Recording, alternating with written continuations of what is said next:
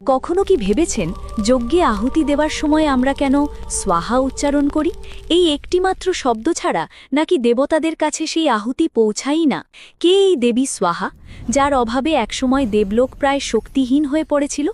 এই রহস্য লুকিয়ে আছে প্রাচীন এক আধ্যাত্মিক কাহিনীতে। সৃষ্টি যখন সদ্য শুরু হয়েছে, তখন পৃথিবীতে অসংখ্য ঋষিমুনি যজ্ঞে ব্যস্ত।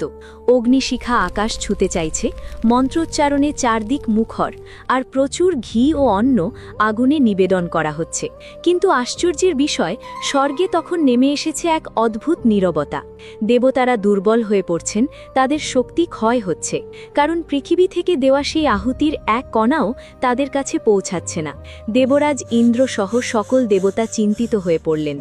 অন্ন আর শক্তির অভাবে দেবতারা ক্রমে দুর্বল হয়ে পড়তে লাগলেন। সেই সুযোগে দানবরা স্বর্গলোকে চারদিক থেকে আক্রমণের প্রস্তুতি নিতে শুরু করল। ক্ষুধা ও দুর্বলতায় কাতর হয়ে তারা ছুটে গেলেন ত্রিদেবের কাছে।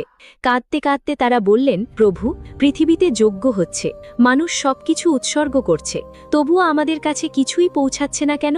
তখন ত্রিদেব এক গভীর সত্য প্রকাশ করলেন। বললেন, হে দেবতাগণ, অগ্নির কাজ হল দহন করা, কিন্তু সেই আহুতি দেবতাদের কাছে পৌঁছে দেওয়ার কোনো মাধ্যম নেই।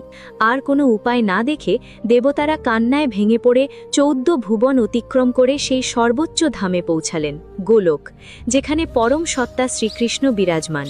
ক্ষুধা ও তৃষ্ণায় ক্লান্ত দেবতারা অশ্রুসজল চোখে সেই আদি শক্তির উদ্দেশ্যে গভীর ধ্যানে নিমগ্ন হলেন।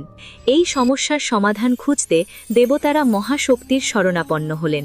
গভীর প্রার্থনা ও তপস্যার ফলে এক দিব্য শক্তির উদ্ভব হল। সেই আলোকময় শক্তি থেকে আবির্ভূত হলেন এক তেজস্বিনী দেবী, দেবী স্বাহা। দেবতাদের রক্ষার জন্য তার সঙ্গে অগ্নিদেবের ঐশ্বরিক মিলন ঘটে। এই মিলনের মাধ্যমেই সৃষ্টি হলো এক নতুন নিয়ম। আজ থেকে পৃথিবীতে জ্বলা প্রতিটি অগ্নি ও সম্পন্ন হওয়া প্রতিটি যজ্ঞ তখনই পূর্ণতা পাবে, যখন আহুতি দেওয়ার সময় ভক্তি ভরে স্বাহা উচ্চারণ করা হবে। যজ্ঞে স্বাহা উচ্চারণের মাধ্যমেই তা দেবতাদের কাছে পৌঁছাবে। অর্থাৎ স্বাহা কোনো সাধারণ শব্দ নয়, এটি সেই দেবী শক্তির আহ্বান, যিনি অগ্নিতে নিবেদিত অন্নকে দেবতাদের কাছে পৌঁছে দেন।